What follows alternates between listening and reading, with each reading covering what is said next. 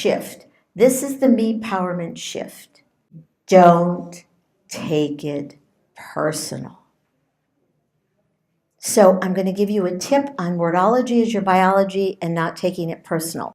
I had spoken at this group, and it was years ago, and this lady, I have no idea who I reminded her of. I had no idea. And sometimes, don't you have like a name in your head? If you hear that name, you don't like that person? Don't take it personal. If you're driving down the street and somebody cuts you off, don't take it in. They don't even know who you are. If you do, you will pay it forward to someone at Safeway or the next person. And oh my God, I got cut off. And then they get their story. The story. And then it gets infused and blown up. Stay out of your story. Because your story gets your computer brain back in the past.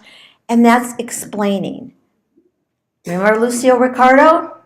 She did the splaining program. She was always splaining. So say this right now. I cancel the Lucille Ricardo splaining program. I don't have to splain the story. I stick to the facts. And empower myself. And cut out the BS. Breathe in a deep breath. Is that fabulous? Yes. So stay out of the story. It's BS. The shift happens. This is another step of the shift. When you connect this left brain with your right brain. Because your left brain is your creative side. And your right side is the male side. It has zero to do with gender. It's called male manifest. Manufacturing. So this is how you manifest. But if you're just stuck in this side of the brain, guess what happens? When you put these together, you have the whole power. But when you're only in one side of your brain, this is what you do. Recreate. Anybody remember a famous actress? I'm not going to name her name, but she married the same man 8 times. Her initials are E.T. But even 4 of her best friends were gender challenged, and they were all alcoholic abusers. And she got into that role, and that was her behavior.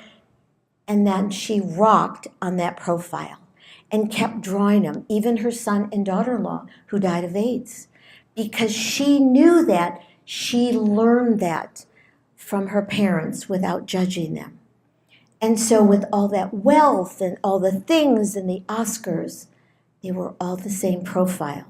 So to get connected to that left brain and right brain together, you have the power to change the dynamics of your life in any way, or to keep what serves you and expand upon it.